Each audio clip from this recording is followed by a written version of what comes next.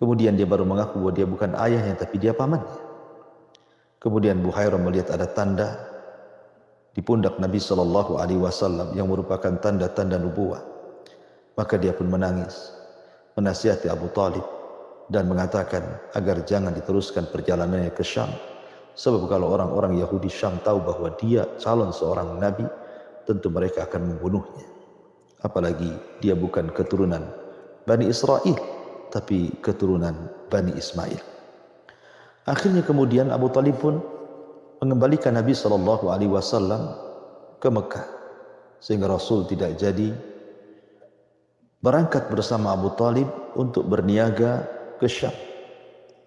Akan tetapi Nabi SAW ketika usianya semakin meningkat remaja, dia berusaha untuk mencari kegiatan, mencari pekerjaan di sekitar Makkah. Maka jadilah dia seorang penggembala kambing. Dia mencari orang-orang kaya yang banyak kambingnya.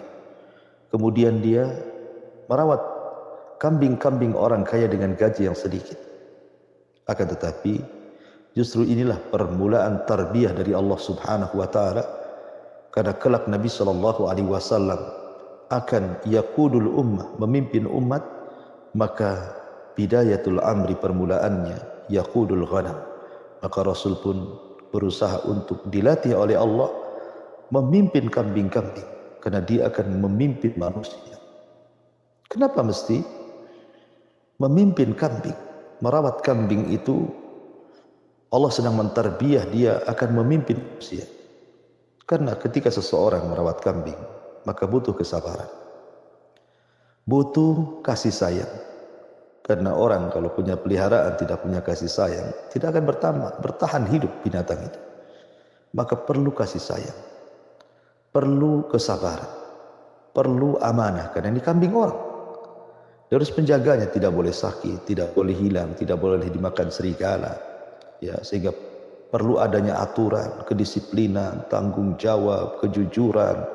Dari sinilah maka Rasul bisa mempelajari berbagai macam akhlak saat dia menggembala kambing. Ya, dan itu sekali lagi awal tarbiyah Allah yang Allah tarbiyah kepada calon nabinya. Maka ketika sudah beberapa tahun menjadi para penggembala, nampaklah akhlak Nabi SAW, terutama di kalangan sesama para penggembala dulu. Baru kemudian menyebar di tengah-tengah orang-orang Quraisy bagaimana akhlak luar biasa. Dan itu ketika terjadi walimah musim kawin, ketika usia Nabi SAW sudah menginjak mungkin sekitar 19-20 tahun gitu kan. Maka Nabi SAW selalu dititipi oleh kambing-kambing sebayanya apabila ada acara walimah. Maka Nabi SAW terkadang tidak ikut kepada walimah tersebut, tetapi harus merawat kambing-kambing kawan-kawannya yang ikut menghadiri walimah. Dan subhanallah, tidak ada satupun kambing yang sakit, yang hilang, justru semakin sehat. Dan Nabi SAW berusaha untuk merawat titipan orang lain. Dari sini, di antara sesama penggembala, Nabi mulai dikenal orangnya jujur, orangnya amanah, sampai disebut Sadiqul Amin. Tapi apabila Nabi SAW datang ke walimah, maka Nabi SAW awal datang saja langsung tidur. Dia tidak pernah minum khamar, dia tidak pernah memandang aurat wanita, dia tidak pernah berbicara kotor, dia tidak pernah mengucapkan kalimat-kalimat yang dibenci manusia, sehingga mulailah akhlaknya tersebar di tengah-tengah orang-orang Quraisy bahwa dia memiliki akhlak yang luar biasa. Dari situlah orang-orang Quraisy kemudian mencintai Nabi SAW karena akhlaknya yang luar biasa. Sampai akhirnya kemudian kebaikan dan akhlak Rasul terdengar oleh seorang wanita, wanita tahirah, wanita yang suci, wanita yang tidak pernah menyembah berhala, wanita yang senantiasa taat dengan aturan-aturan menjaga kehormatan walaupun Islam belum datang. Makanya kemudian orang-orang Quraisy menyebutnya dengan tahirah, wanita suci, karena dia sudah memakai jilbab walaupun Islam belum datang. Kemudian diundanglah Nabi SAW ke rumah wanita suci ini, wanita kaya, wanita yang sangat cantik, wanita yang sangat luar biasa, kemudian diajak kerjasama mudharabah untuk melakukan perniagaan rihlatas syita'i was-saif menuju kota Syam atau menuju negara Syam. Tetapi sebagai wafa, bentuk kebaikan, maka Rasul tidak langsung menerima tawaran Khadijah, tapi minta izin kepada pamannya Abu Talib. Tetapi Abu Talib kemudian mengizinkan. Akhirnya Nabi SAW mulai bekerja kepada Khadijah, melakukan perniagaan bersama Khadijah dengan sistem mudharabah, di mana Khadijah memiliki modal dan Nabi SAW yang memainkan modalnya. Kemudian Nabi SAW pun safar ke Syam, dan Khadijah sudah mendengar bagaimana akhlak Rasul, bagaimana amanahnya, bagaimana kejujurannya, bagaimana kebaikannya. Makanya dia mengirim budaknya yang bernama Maisarah, budak laki-laki yang bernama Maisarah, untuk ikut serta dalam perniagaan perdana Nabi SAW yang membawa harta Khadijah untuk didagangkan di Syam. Dan Khadijah menitip pesan kepada Maisarah untuk mencatat segala sesuatu yang ia lalui bersama Nabi SAW.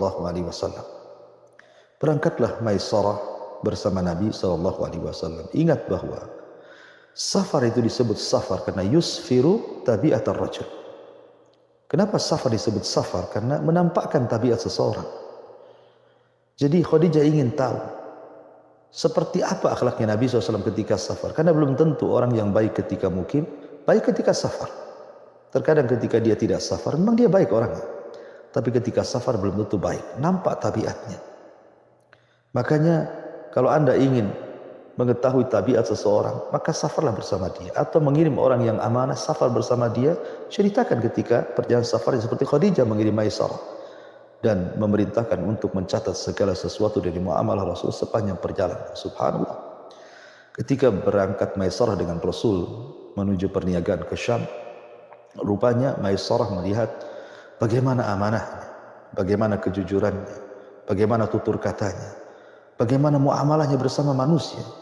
Belum lagi ada peristiwa yang aneh. Sejak berangkat sampai ke Syam ada awan yang menaungi seolah-olah tidak pernah terkena sinar matahari. Rasul dilindungi dari cahaya matahari. Setiap lewat kepada sebuah batu-batu mengucapkan salam, setiap lewat ke pepohonan-pepohonan mengucapkan salam. Dan banyak peristiwa aneh yang disaksikan oleh Maisarah terhadap perjalanannya bersama Nabi SAW ke Syam. Belum lagi keuntungan yang didapat luar biasa. Belum pernah Khadijah bekerja sama dengan siapapun mendapatkan keuntungan sebesar ketika bekerja sama dengan Nabi SAW.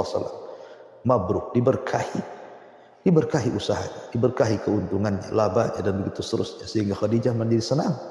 Akhirnya tertanam kecintaan kepada Nabi SAW. Dari sinilah maka Khadijah kemudian hendak meminang Nabi SAW untuk menjadi suaminya. Dikirimnya Nafisah, saudarinya, untuk menanyakan maukah Rasul menikah dengan Khadijah. Tapi sekali lagi, Nabi SAW tidak pernah melupakan jasa pamannya. Dia tetap mengatakan belum bisa memberikan jawaban sampai saya astadzinu ammi, meminta izin kepada pamanku. Sebagaimana ketika diajak berniaga dia pun minta izin kepada pamannya, maka begitu juga ketika ditawari menikah dia pun harus minta izin kepada pamannya. Begitulah amanah Nabi SAW. Jazaa'ul ihsan ilal ihsan. Balasan kebaikan itu hendaknya dibalas dengan kebaikan yang sama. Jangan sampai orang yang sudah berbuat baik kepada Anda tidak balas dengan kebaikan, bahkan Anda membalas dengan keburukan. Na'udzubillah. Maka Nabi meminta izin kepada pamannya, kemudian pamannya mengizinkannya. Akhirnya kemudian terjadilah pernikahan yang luar biasa, pernikahan yang sangat mulia antara Sayyidul Awwalin, pemimpinnya orang-orang yang awal dan akhir, pemimpinnya para nabi dan rasul, dan Sayyidatun Nisa'i fil alam, pemimpin para wanita di alam semesta, Khadijah bintu Khuwailid radhiyallahu anha. Maka menikahlah keduanya di Masjidil Haram. Maka Nabi SAW berikan mahar 10.000 dirham dan menyembelih 10 ekor unta, kemudian melakukan walimah di Masjidil Haram sampai selesai walimah. Dan sebelum walimah, kedua belah pihak seperti Abu Talib mulai berkhutbah menceritakan siapa sosok ponakannya Nabi SAW, kebaikannya, akhlaknya, dan begitu seterusnya. kemudian juga dari keluarga Khadijah bangkit kemudian menceritakan akhlak kebaikan Khadijah, dan manusia pun melihat bahwa dua manusia itu memang sekufu, seimbang, ya memang layak ya untuk menikah karena dua-duanya sudah seimbang. Akhirnya menikahlah Rasul dengan Khadijah, dan selesailah pernikahan Rasul sallallahu alaihi wasallam dengan Khadijah, dan Rasul hidup bersama Khadijah.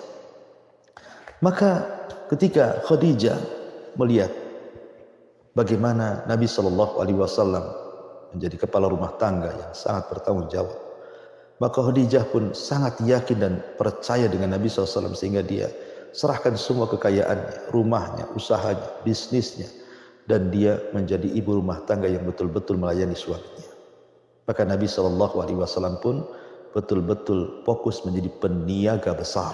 Dari sinilah maka Rasul kenal dengan para peniaga Arab yang sangat besar seperti Abu Bakar, Utsman, Abdurrahman bin Auf dan yang lainnya. Ya, dan itu di masa jahiliyah. Apalagi Abu Bakar itu tujarul zahab, memang dia penjual emas. Ya, dan penjual emas itu menguasai kaum karena emas itu kecil tapi bernilai besar. Jadi intinya Rasul banyak berelasi dengan banyak para pengusaha orang-orang Arab